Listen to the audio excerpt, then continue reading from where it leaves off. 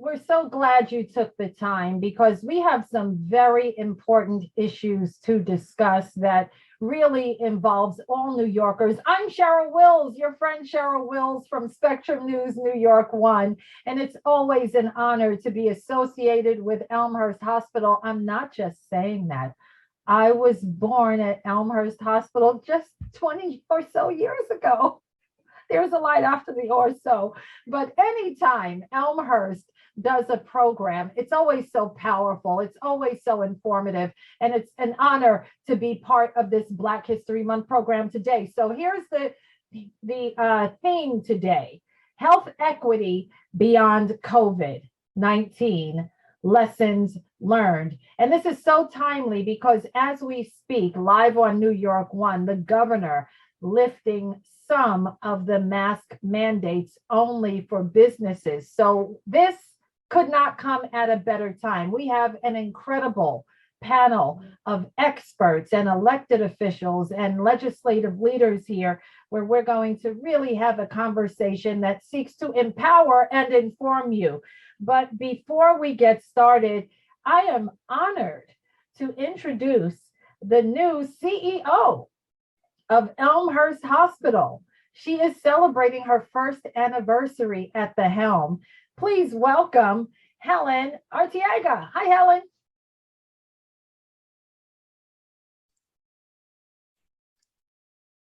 Hi. Thank you so much, Cheryl. Thank you so much for having and doing this event here with us. We're super excited. Like you mentioned before, I just finished my first year at Elmhurst. Time just flew by. But once again, I couldn't be proud of the team that we have.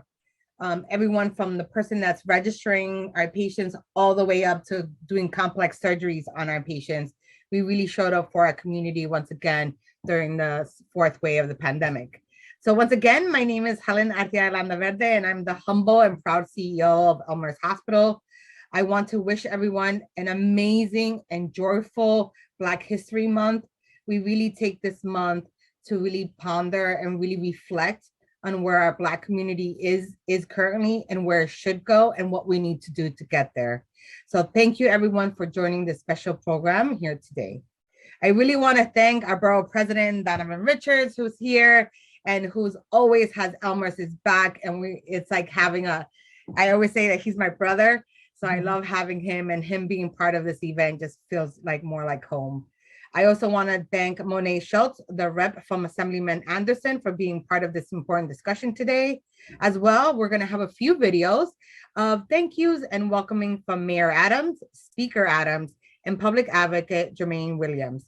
And I really want to thank them for their support in this program. And really, after I'm done with my opening remarks, we're going to have their videos and really listen to their message, because their message is full of hope and what we need to get done for our communities. I also want to give a special big virtual hug and thank you to Cheryl Wills, who's not only an Elmhurst baby, but always when we call her, she is always here, always helping us. Like she mentioned before, today's topic is a little bit more beyond COVID. We are in our 2 years path with COVID. It looks like COVID is not letting its grips go. But one of the things that we need to make sure is that we are very well aware of the lessons learned that we learned through COVID-19.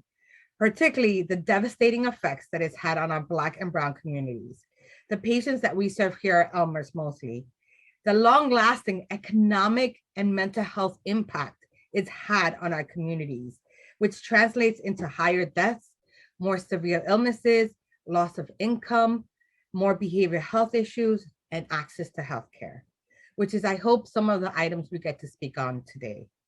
I really want to take this opportunity to thank everyone who's been vaccinated, who took a booster, everyone that wears a mask to protect each other. And I really thank you for being part of this path of recovery with us in this pandemic. Every little small action compounds to a bigger action. So I really want to thank everyone in the community for doing this work. And please encourage those who have not gotten vaccinated and are still unsure, come visit our health centers. You're going to hear some of our providers here. We are ready to answer any question. No question is too big or too small. So please trust us and come get vaccinated. I want to give an amazing shout out to the amazing speakers you're going to hear from my amazing Elmhurst Strong team. I have our jacket on. These individuals, Dr. Fairweather, Nurse Erica Harris, who's also AKA our singer, and Gail Young, who I call the woman that does it all, really take their opinions of what they've seen and their lessons learned and what they really hope for our community, take to heart what they're trying to do and give our message to our communities. So again, I just really want to thank everybody. I hope you're really proud of the work that Elmhurst Hospital has done during this pandemic. We've given over 113,000 vaccinations. We've tested over 2,500 people. And every day we are committed to helping and making everyone get on their healing journey path for anyone that walks through our doors. We are one family with all the communities that we serve. But I really look forward to the discussions that we're going to have today, not only to discuss what's wrong with our communities and what we need to do, but really come out with an action plan to really support our Black and Brown communities to make sure that we increase access and ensure that Elmhurst Hospital is ready for the call. Thank you again. Enjoy the program. And I think now we're going to have some videos.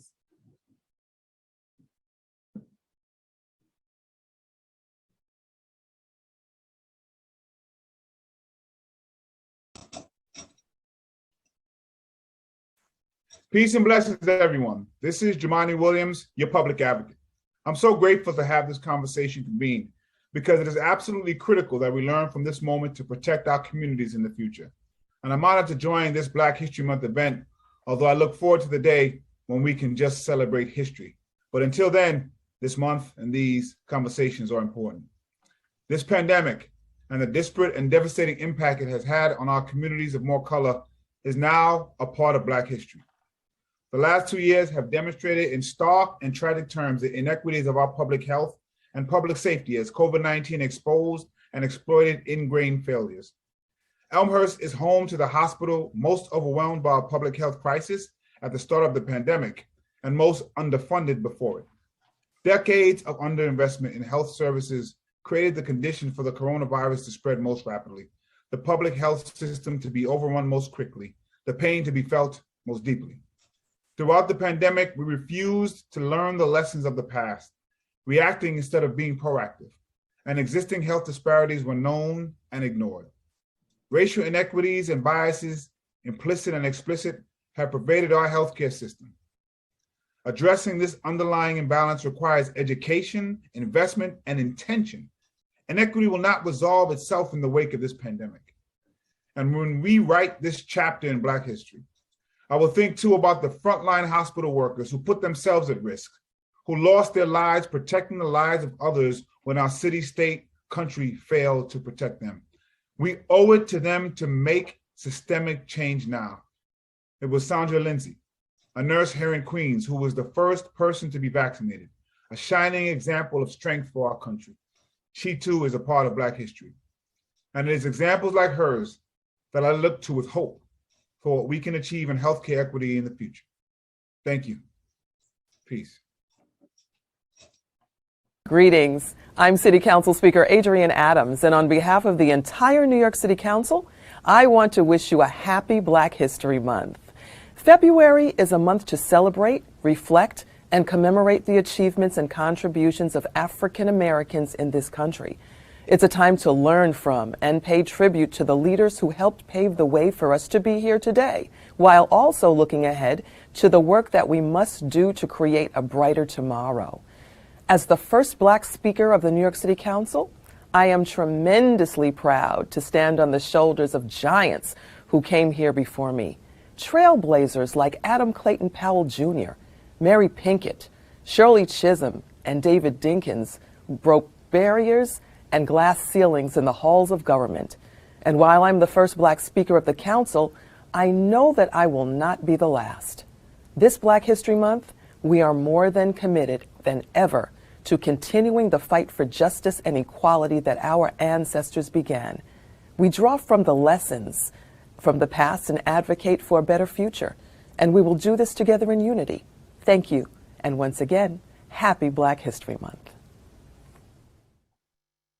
Today, we want to take a minute to commemorate Black History Month and salute the staff of Elmhurst Hospital especially our Black healthcare heroes who have worked so hard to take care of your fellow New Yorkers. During the COVID crisis, you saved lives on the front lines. You got New Yorkers vaccinated and boosted.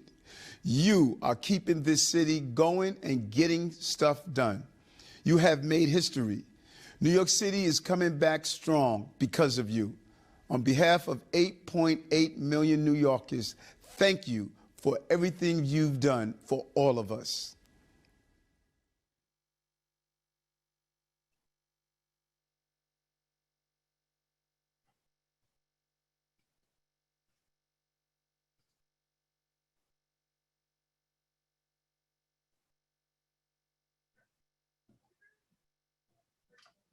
Okay, we want to thank all of our elected officials for those greetings. And now we want to get right into our conversation. But first, a few quick housekeeping items. Webinar attendees are in listen only mode and videos are turned off.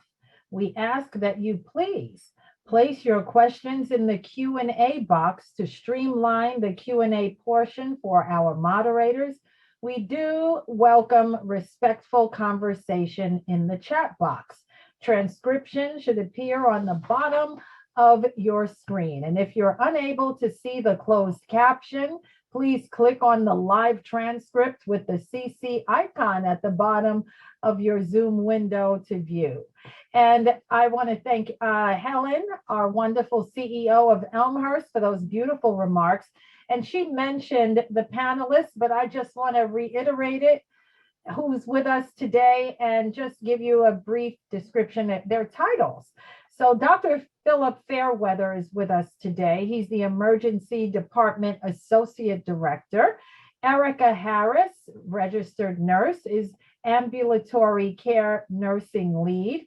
Kristen Hobbs is also with us, Master's in Public Health. Monet Schultz is with us, Legislative Director and Deputy Chief of Staff for Assembly Member Khaleel Anderson, and Donovan Richards. I just had him on my talk show recently. I like to call him the King of Queens, and we're thrilled that he made time out of his busy schedule as well to be with us today.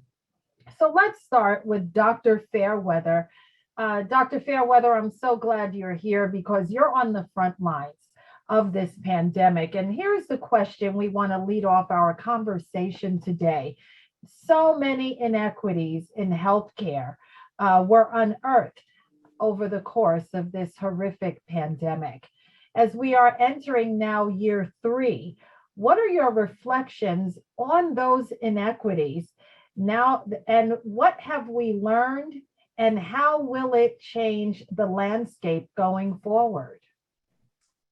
Excuse me. Good afternoon, and thank you very much for inviting me to be a part of this very distinguished panel. And this opportunity will be one that I won't soon forget. I'm an emergency medicine doctor, a proud emergency medicine physician who, over the 2 years of this pandemic, these 2 years of the pandemic, really with my colleagues stood on the truly the front lines of what occurred. And, we were challenged tremendously. I am proud of the effort that all of us came together and did. And really, I think not just the ED, but the rest of the hospital really exerted incredible organization and effort to survive this. But, the emergency department admittedly is really downstream from what needs to happen in our healthcare systems. And I think ultimately, I'm proud to be able to provide patients the care and the services that they need without their need to pay. And I'm happy to be part of that, to be where the emergencies are. But unfortunately, so much of what has occurred and really what has resulted in people having to come to the emergency department in the droves that they did is the failure of our health systems in upstream. And let's be clear, the minority communities were 3 to 4 times more likely to be hospitalized and die from COVID. This was a disease that clearly, targeted in its highest and most effective way the most vulnerable in our community, the people without health coverage, the people who lived in congested homes, people who had,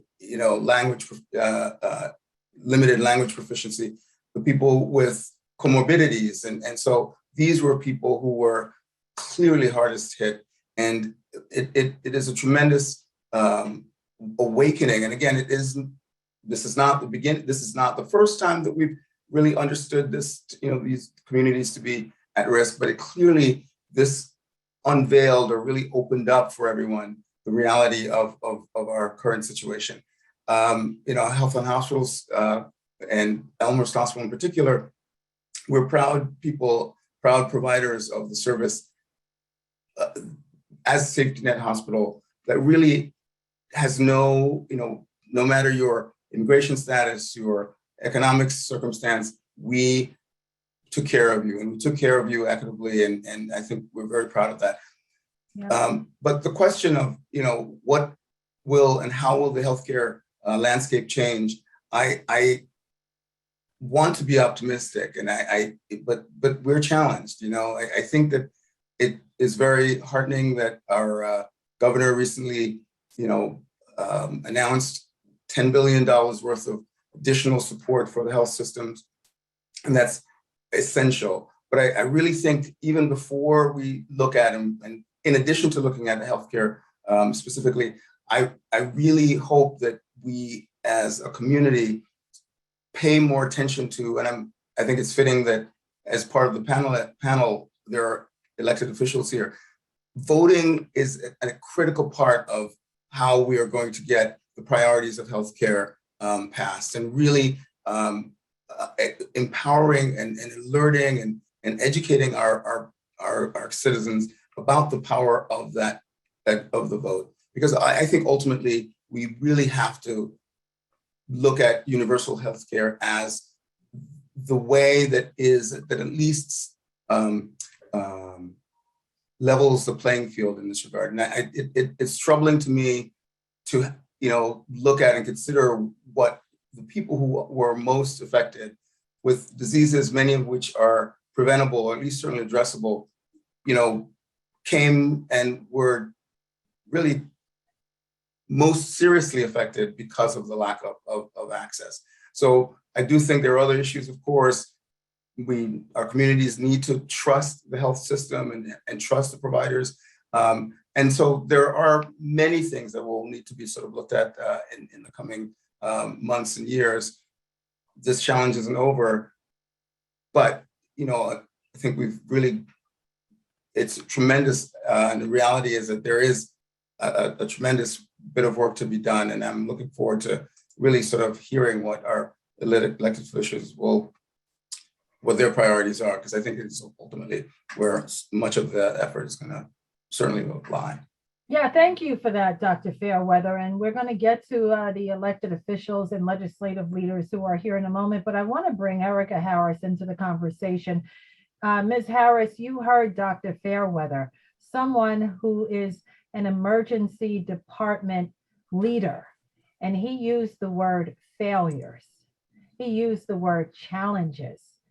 He sees up close, like all of you who are on the front lines, how the system broke during this pandemic. So my question for you, Ms. Harris, what professional lessons and personal lessons did you learn during this pandemic that can be translated to improving? We want to keep the conversation forward. I think it's been well reported, the failures and the challenges, but how do we look ahead? And what do you see as the road to improving healthcare in the event of another public health crisis? Good morning, and thank you guys so much for being part of this esteemed panel. My first thought is, of course, in the beginning, right outside the emergency room, alongside, as a part of the ambulatory care team, alongside Dr. Fairweather and his colleagues in the emergency room department, we had a blue tent outside there put up, and it brings to mind the word preparation, because in the beginning, we prepared for the unknown. We had no idea what we were in for at that time. What some of the things that we learned, we definitely learned how to cope a little with the fear in regard to that unknown disease. It activated in the staff how to help our community. It activated a mode of readiness for us as we approach different waves and surges during the pandemic. As we approach 3 years in, we are ready. I mean, God forbid this happens again. You know, people are in that state of readiness. They know what to do in regards to PPE and how to protect ourselves and our families. As a healthcare provider, the pandemic really tested your strength as a giver of care. So when it seemed like it was impossible to continue under some real strains, you dig deep in and there was just a little more strength left inside. So that was something that resonated with me as well. Personally, the biggest lesson that stayed with me during the first wave until now is the word bravery, because it was displayed on the outside, even when you're vulnerable, afraid, not sure what's going to happen from day to day. And, you know, coming to work, I'm a person that has multiple comorbidities. I'm considered high risk.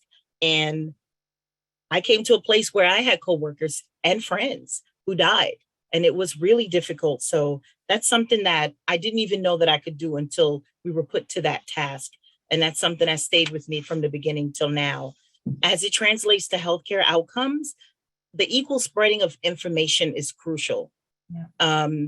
Not just, you know, as a hospital, but as a community of Black and Brown people. Knowledge is power. You know, we have to keep up to date with all the facts, all the guidelines, how to educate and assist the community with what to do when you're ill, you know, when to seek medical attention, when to go to the ED. So it's important that as we approach this 3 years, a big factor is we've tackled that, but we now need to tell people it's time to go back to see your doctors. It's time to take care of your health, because COVID was that primary disease for 2 whole years. So now, not just as a nurse, but as somebody who represents my community, educating people that, yes, now it's time to get your diabetes under control, your hypertension, you have other conditions, and just explaining to them how COVID played a part in taking care of yourself. Because now, even to see a doctor face to face, you may need a COVID test, or you may need to be vaccinated to do certain things. So this is where the education is turning us, you know, this is how we're going to improve our health outcomes. I'm just proud to be a part of the Elmhurst family. I've been here for 22 years and am very proud to know that we have that access for patients to seek vaccine, COVID testing, healthcare. And, you know, I want to continue to be a part of that. So those are my thoughts on it. Thank you. You know, I appreciate your thoughts. So much of this pandemic came as a shock to the system, even for those of us who, if I'm in the news business, I was shocked. You're in the emergency medical hospital care, and for you guys, it came as a shock as well. And bringing Kristen Hobbs into the conversation now, you know, Ms. Hobbs, were you surprised? We're talking about what surprised us so much, and most New Yorkers, you know, we've survived 9/11. So many of us can say we've pretty much seen it all, but we learned we didn't see it all. This was stunning, what we are continuing to live through. So my question for you, Ms. Hobbs, were you surprised by pushback over public health mandates and all of the fighting and the vitriol and the just downright nastiness over asking people to wear a mask, especially in communities of color? And what do you think that pushback was rooted in? Yes, thank you so much, everyone, for being here. I am a part of the National Minority Equality Forum, and I can't say enough how much we adore partnering with Elmhurst. To answer your question, I was not surprised. In general, pandemic, just the way that things go when it comes to public health mandates, when we talk about pandemics of the past, like the 1918 influenza pandemic, people were protesting masks at that time. So in general, this was not surprising to us.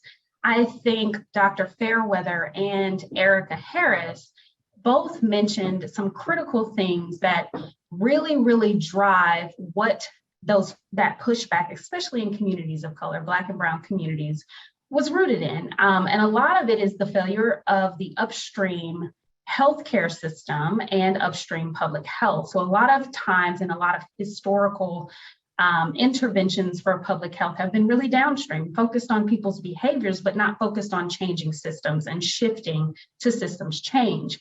And when we talk about it, Erica mentioned chronic diseases and people being able to take care of themselves. A lot of the communities that we work with have constantly been telling us throughout the pandemic, are you here for me? Are you here for my health and well-being? Or are you here to push a vaccine because you know that the disease could get white people sick? And if I don't take the vaccine, I could possibly infect a white person, or we could possibly continue to spread this through the white community. And so we really have to take real stock and a real critical analysis of where all this stuff is rooted in. Historically excluded communities like Black and brown communities have experienced atrocities with the medical system and the public health system. And so we have to take onus of that as professionals within those systems to really move the needle to building and maintaining trust. And that way, when, public health professionals and experts say masks work, they really do work to stop the transmission of this deadly virus, then people will be more apt to listen, and they'll be more apt to be amicable to going to get a vaccine and going to get a booster. I think a lot of that pushback has to really be analyzed on the system side so that we can do our part to build and gain that trust. Yeah, and gaining trust really is essential, and it's an issue that we're constantly dealing with when it comes to healthcare. Let's get Monet Schultz into the conversation. Again, she's the Legislative Director and Deputy Chief of Staff, and so many people want to hear from people in public office like yourself, and of course the Borough President. And Ms. Schultz, with the lack of trust, we've heard about failures in healthcare. Dr. Fairweather said it best. All eyes are turning to elected officials essentially to address this crisis. So the question for you, what role does policy play in improving public health, especially in the wake of this pandemic? Thank you so much, Ms. Cheryl, and thank you, Borough President Richards, for being here. I am the Legislative Director for Assemblymember Khaleel Anderson, and this is a question that we grapple with all of the time. And the answer is, it is a huge role that policymakers play in this field, right? As we're thinking about public health, we want to think about the ways that our public health infrastructure needs adjusting, right? As we look at the COVID-19 pandemic, and we see how the data that's been reported has changed a lot of the times and has created a lot of that mistrust in our community. We want to start looking at the Department of Health, right? And what is that transparent, streamlined process that we're using to convey to the community how we're looking at the baseline sets of data for different communities, right? And this is something that legislators are looking at, and even our own member, Khaleel Anderson, as we're looking at the effects of long COVID, has introduced the indoor air quality bill, right? New York State doesn't regulate indoor air quality. And when we're thinking about air quality as it relates to COVID-19, we're looking at the images of students in schools. We're looking at the images of folks in their office buildings with the windows open, sometimes with a coat on, the past 2 winters. What is the state going to do to address this? And Assemblymember Anderson has introduced that legislation, and we will continue to introduce legislation that will fundamentally change the way that the public health operating system moves on from this point forward throughout the pandemic. Air quality indoors is very, very crucial and important to look at as we're getting out of this pandemic, hopefully in the next couple of years. 90% of our time is spent inside of offices, inside of hospitals, and inside of schools. So there's a really, really huge part that policymakers play. And I implore all policymakers to also take a look at what the fallout will be from this pandemic and what we can start to do from now to sort of address those issues. Yeah, and that is the question, isn't it? What do we do to address those issues? Let's bring in Queensborough President Donovan Richards. You know, you're always on my talk show. You're on our live shows. You address the current issues. So, Mr. Borough President, I want you to address what happened today. Of course, we know Governor Hochul has lifted the mandate, the mask mandate for businesses. Is this the right thing to do? The jury is still out on this decision. And let me start with thanking Helen and Elmhurst. And of course, it's an honor to be on with Monet from my little brother. I call him my little brother, Assemblymember Khaleel Anderson's office as well. I'm sort of torn on it because I know that this pandemic has hit different pockets of our city, and especially when you look at Queens, different parts of our borough much differently than other places. When you look at historically where this mistrust we talked about has been built up, and it's in communities of color who have not historically received access and resources. And I think back to just this week, just yesterday or the day before, being out down in the Rockaways at Carlton Manor houses, where you had folks who've been without heat and hot water for like nearly 5 months. I mean, we asked, why don't people respond to the government when it comes to the regulations coming down? Why aren't people getting vaccinated? Why was there a lack in testing when it came to these communities? Well, look at the key contributing factors on why these things happen. And I've thought a lot about this, and of course, I want to follow the science, but I also want to caution that we're not out of this pandemic by any means. And that although there have been a large amount of reports that these numbers have decreased, let's be honest about what we're seeing now. What's different between now and what we saw in December and January? There are less people getting tested, right? And I have a testing van right outside Borough Hall, and I remember at the height when everybody was complaining, we need testing, the lines are too long. Now you go outside Borough Hall, at 8:30, 9 o'clock, you're lucky if you see 4 people. So I'm taking a cautious approach when it comes to this. Me personally, I'm still going to wear a mask indoors because I don't think we're out of the woods. And I do think that there's been a lot of progress, thanks to partners like Khaleel Anderson, thanks to Elmhurst Hospital, Helen, really taking those leadership roles and pushing the need to get vaccinated. And I'm proud to say that Queens is the most vaccinated borough in New York City, and that's largely due to the collective work together. And then just also saying on this, Monet and many of the other folks hit on the disparities that we saw, across the borough, and we lost over 10,000 people to the COVID-19 pandemic right here in Queens County. And there were some very early flags, and there could have been a lot more synergy. And it's one of the reasons I proposed creating a new office just committed to this issue, the Office of COVID Recovery, to really center and really streamline the process when we talk about testing and vaccinations, and also targeting these communities that historically have not responded to government. I'll end in also just saying that from a policy perspective, as Monet said, we have to address the key contributors to why this pandemic hit communities harder. You think about communities like the Rockaways, Far Rockaway, that, there are parts of the community that don't even have a supermarket. So how do they access healthy food? And, I was proud to just pass, and the council just passed some legislation I was pushing to expand the Fresh Foods Initiative, which will incentivize development of supermarkets in key areas across Queens in the city that are largely comprised of Black and Brown New Yorkers. And I'll end and also saying Monet hit on something so important: air quality. Air quality is so important. I updated New York City's air code when I chaired the Environmental Protection Committee, something that didn't happen for over 40 or 50 years in the city. And one of the 2 areas we focused on were buildings. Buildings are a key contributor to asthma and other things because they burn carbon emissions, right?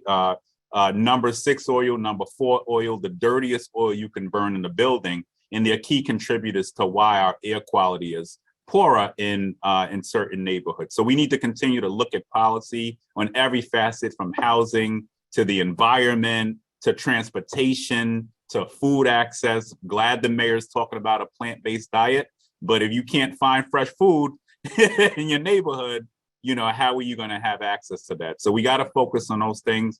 And I think doing that can lead us into a future where we see less disparities and can address a virus like COVID-19 if it hits our communities. Thank you, Mr. Borough President. You know, I was very moved by what everyone said. I want to do a little freestyle now. You know, I have a talk show every Sunday morning in Focus on Spectrum, and I'm live every night at 10 p.m. And I lived through this pandemic on television, reporting especially what happened at Elmhurst. And I want to bring Dr. Fairweather in. If anyone wants to hop into the conversation, I really want to have a really engaging conversation now. Everyone had a chance to speak, but I really think that we should get to the heart and the root of what's going on. And I heard the anger, if you don't mind me saying, Dr. Fairweather, behind your comments by what your staff in that emergency department witnessed and the trauma that your colleagues experienced. We are now entering year 3. The positivity rate as of last night is below 3%, but I think we all know that another variant like Omicron could potentially come fully resistant to our existing vaccines. And so my question to you, Dr. Fairweather, when we talk about lessons learned, are there really any lessons learned? If a contagious variant came and set New Yorkers into a tailspin and ground zero again, would we be right back to where we started? And do you feel confident that this state and this nation have learned the lessons, or would we be right back to where we were in 2020? Well, let me say that I am, in this regard, I'm a bit more optimistic. And I'm optimistic because I think that at the very least, it's clear that in the 2 years, the things that we've managed to do in these 2 years, development of the vaccine, therapeutics that are now available, treatment protocols that have been, now tested and have really sort of been made a significant impact in how we can look at this disease. And yes, new variants are very likely and is expected. But I do think, and I think my infectious disease colleagues would agree with that, our focus today and should be for, the coming, weeks, months, years really is to get people vaccinated. Vaccination is, at this point, we really need to institute in a formal way, clear messages and continue to give clear messages about the value of vaccines. And I think, if at the very least, and at this point, we're still, embarrassingly low vaccination levels, under 70% fully vaccinated, boosters are in the 30-40% range. Those are not great numbers still at this point in a nation that has, developed many of these vaccines that have, an abundance of the supply. We really, as, uniformly, those of us in healthcare, those of us, and fortunately, I think we are still trusted sources of information to the public, should be uniform in our conversations with our neighbors and our friends and our families around the value of vaccination. And that, I think, in our community, in our Black and Brown communities, it still is a place where we seem to be stuck. So, will we be as horrible? Will their circumstances be as bad as it was 2 years ago? My expectation is no. I can never say, absolutely not. But I think that we're in a very different place. And I think, the concerns that may have been, the reasons that were circumstances that people were pointing to as unfamiliarity with the vaccines and how things, what the consequences might be. I think, time has at least given us the assurance that vaccinations work, they're effective, they mitigate this disease, and it really needs to be, there should not be, and the unfortunate thing is that misinformation continues to sort of seep into the conversation, and there should not be any question that getting vaccinated saves your lives. And this is for this is for your colleagues, but the reality is, and you know it well, I know it, and everyone on this panel knows it. Most Black people, I don't know what the exact percentage is now, they're still not vaccinated. You just said it yourself. They walk into the hospital and they are dead set against it. They also have misinformation that, oh, if I had COVID, so that's going to boost my immunity naturally. Let's hear from either Ms. Hobbs or Ms. Harris. What needs to be done going forward, since we're talking about lessons learned, to increase vaccination efforts in communities of color? Because, of course, people of color are dying from COVID more than any other group. I can start by saying that educating, informing, giving that crucial factual information is important. I had to start with my own family as a point of reference. I came to work here, we're talking about March 2020 till now, helping the Elmhurst community from day one. And then I would go home where I live in the Rockaways. So, I'm very familiar with Donovan Richards and his efforts in the Rockaways. So it was somewhat of a double whammy. And even though my family know where I work, they know what I do, and it was still really difficult and still is to today to convince, but I won't stop. It is a fight. And these are people that I love. As much as I love the people I take care of at work, I love my family. So we definitely have to continue educating people about how important it is to be vaccinated, how important it is to learn about why you need to be vaccinated, because there is mistrust. There is this deep mistrust. And we talk about education, but education versus religion will win every time. So how do we get people to understand that this is not a divisive issue that so many people have made it out to be? And how do you get past the religious issue? Yeah, so when we talk about public health communications and science communications, I think both Dr. Fairweather and Erica hit the nail on the head in two different ways. The first is consistent messaging, clear, consistent messaging. It's not enough just to deliver all of the facts, right? We can't just let people wade through all of the facts all at once, because all of that data, when you're not close to it and you don't really understand how to wade through it yourself, it's very overwhelming. And so you cling to what you know, like your religion. You cling to what you know, like your conspiracy theory. We always say in public health communications, conspiracy theories always have some little bit of truth in them, because people are able to cling to a portion of the truth and then create this whole world around it. And so I think one of the things that we are learning, and the lessons that we have learned across this communication sphere, is that consistent, clear communication has to occur in especially historically excluded communities where the mistrust exists. And when we talk about religion, we need to really, really tap into the faith leaders in every single community to make sure that they're on board with the messaging and help us deliver those messages. I think one of the things that we do really well at NMQF and our Center for Sustainable Healthcare Quality and Equity is our Faith Health Alliance. We have a partnership with 10 pastors across the country to bolster vaccination uptake in Black and Brown communities.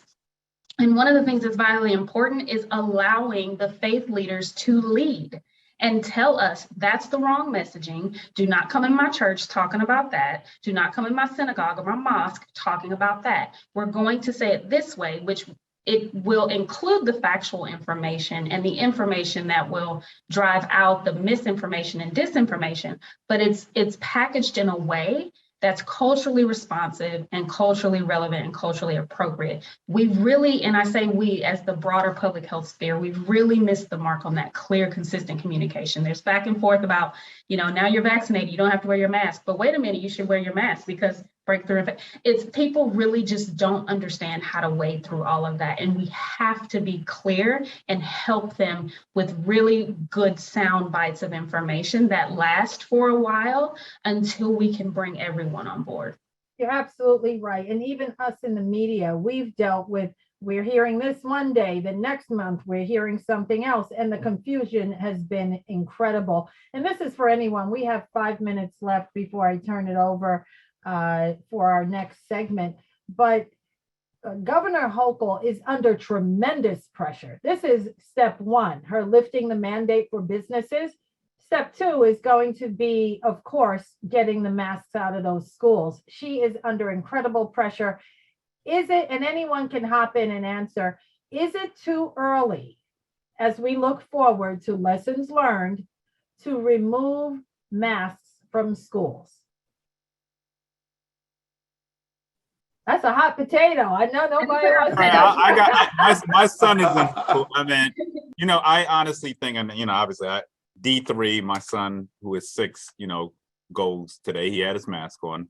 But I think you have to look at the vaccination rates, right? And I think kids are largely between the ages of 5 and 11 are still lagging behind in vaccination. Very happy to say D3 got both of his vaccines. He's safe. We went to the Cheesecake Factory after, and I tried to blame the vaccine for why he got more energy after he got the vaccine, but it really was probably the cheesecake.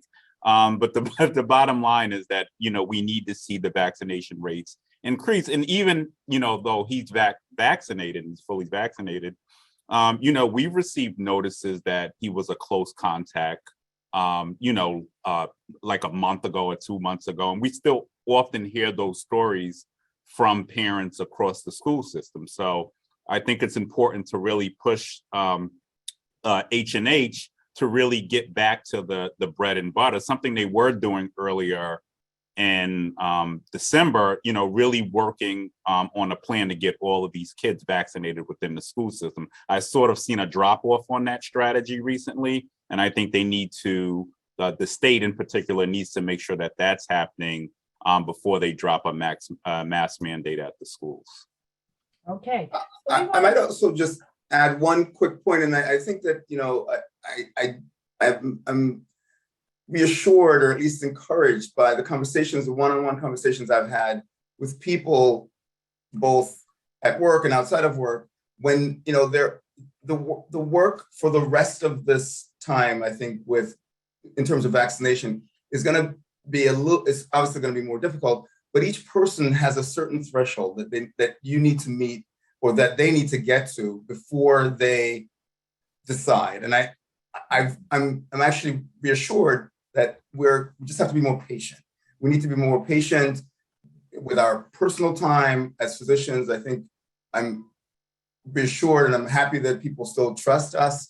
And so, you know, if people, primary care providers and physician friends and physician neighbors and neighbors who've had the vaccine can start to speak about the benefits of this, I do believe that we will move further forward. It'll be slow. We can't have really huge expectations, but we should really be patient. And I think people are coming around. Yeah, patience is key. Okay, let's bring in registered nurse Gail Young. She's going to moderate our Q&A. Take it away, Ms. Young.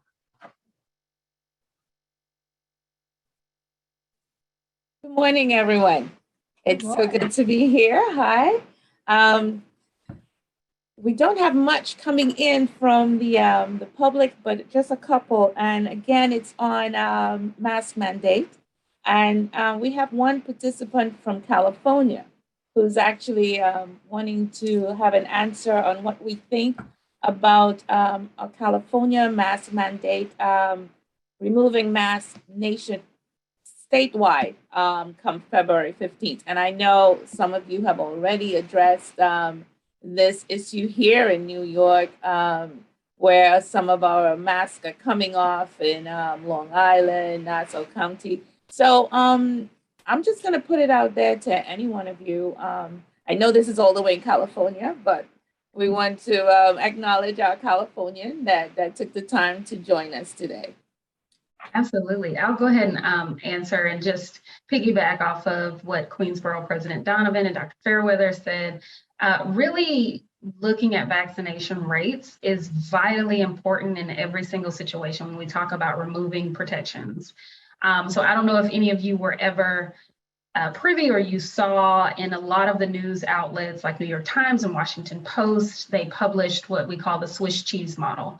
So every single layer of protection is vitally important. We talk about physical and social distancing. We talk about mask wearing. We talk about vaccination and boosters. And so when we really can see improvements in vaccination rates at a steady level that gets us to community immunity, then it will be, I think, a lot more people, especially public health professionals and experts, will feel more comfortable saying, okay, the masks can come off. I think it's a very delicate balance, though, as alluding to what Dr. Fairweather was saying, is being patient, because a lot of these elected officials and a lot of public health entities like public health departments and the CDC are trying to help the public be more comfortable living in a pandemic. That's the delicate balance of everything that you have to do. You can't force things on people, but you also can't tell them to completely take their protections away. So it's a really delicate balance that they're trying to strike. It's very, very hard, but once again, we have to really look at vaccination rates as a marker for when these mask mandates have to come off. Thank you, Ms. Hobbs. I have one more question, and it's a little different. Contact tracing. Where do we see contact tracing and case investigation going in the future? Is this something that will support health equity? And if not, what should we be focusing on? So I'll answer that one too.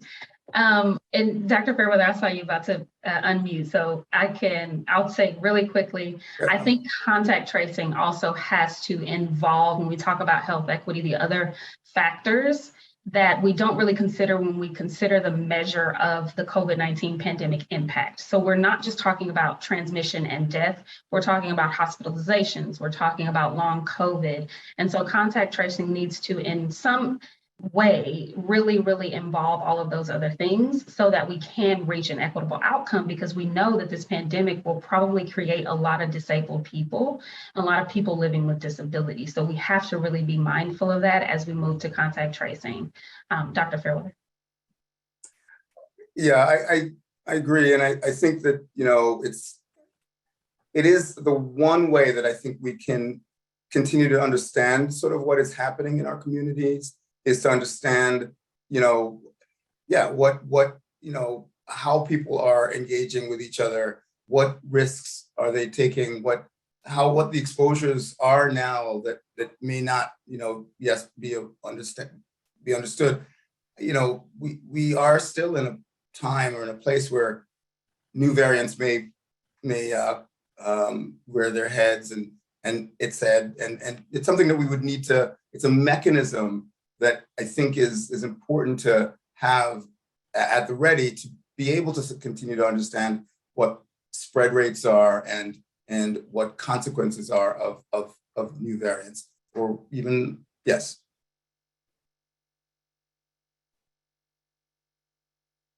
Thank you, Dr. Fairweather.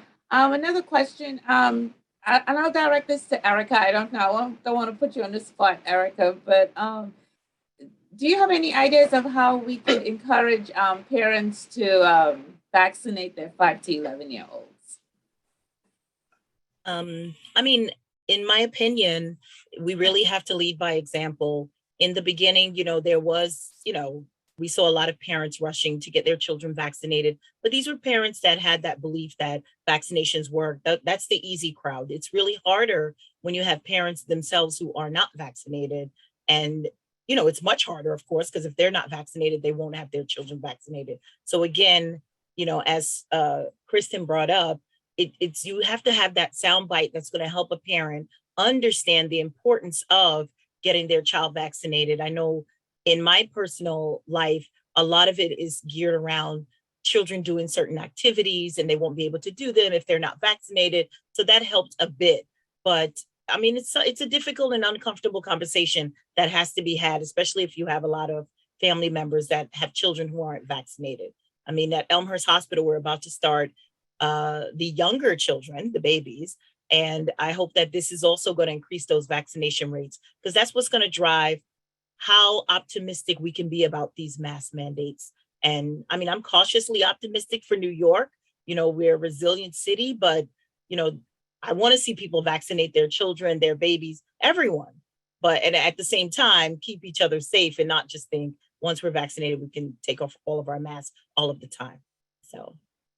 And the other reality Go ahead, is that Dr. Fairweather. I was just going to say quickly that, you know, one of the messages that resonate with me is the reality or the fact that, you know, every physician that that are friends of mine or certainly colleagues, physicians who are colleagues of mine that I'm aware of, not only are they vaccinated, but their kids are vaccinated.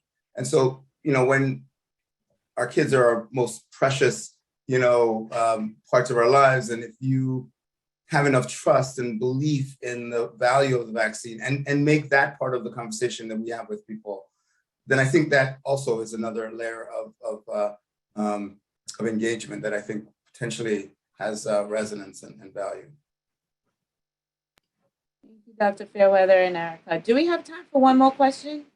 Because there's just one out there that people are curious to know. Is the distrust in our Black community more on color basis, and in the Black community, is it more age?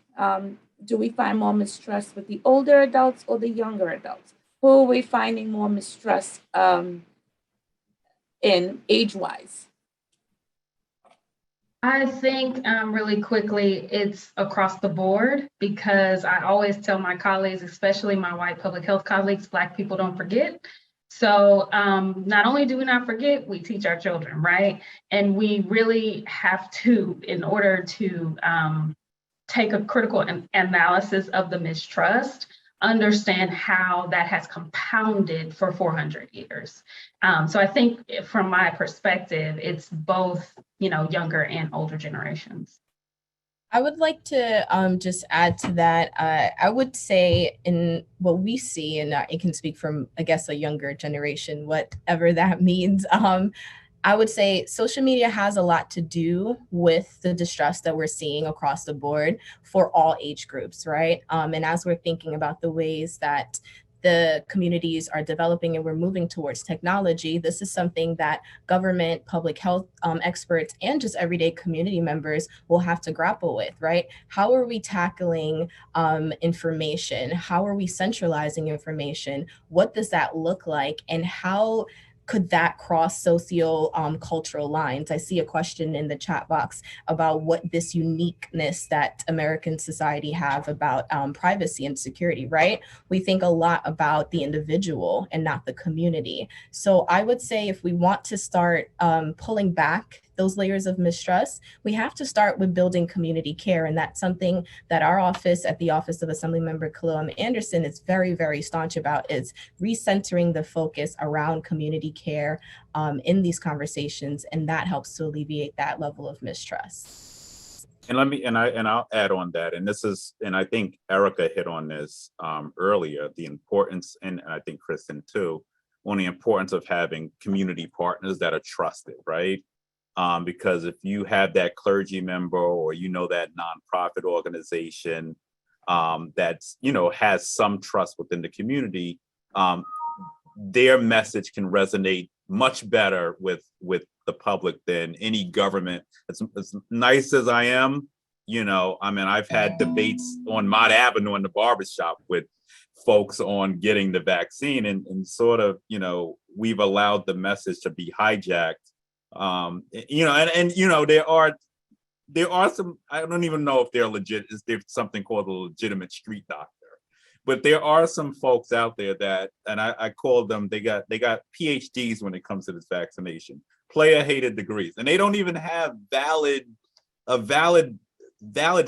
don't even have the facts on the vaccine, but their message seems to be getting out more than ours. So it also, the impetus is on us as well, and we've done a lot of seminars, beyond seminars, trying to get into houses of worship to really get the word out about the importance of getting the vaccine. And we have seen those numbers jump.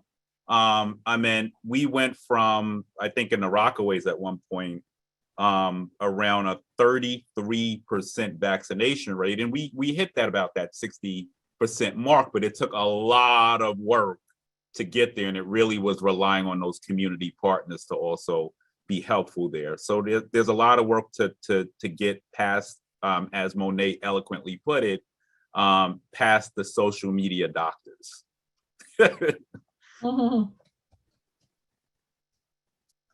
Thank you, everyone. And I'll give it over to Cheryl for our closing. I'm going to take you guys on the road, and this should be my next talk show because I learned a lot. This was engaging, and I enjoyed the conversation very much. And I want to thank everyone for sharing their thoughts. I want to specifically thank all of our panelists, Dr. Philip Fairweather, Erica Harris, Kristen Hobbs, Monet Schultz, and the King of Queens, Borough President Donovan Richards. And of course, we want to also thank our CEO, Helen, of Elmhurst. And as a baby of Elmhurst, y'all come back soon now. You hear? We'll leave the light on for you. Okay. Thank you all for your time. And I hope to see you again soon. Happy Black History Month. And every time you say that, I got to, my wife makes me wash more dishes. So not in the house.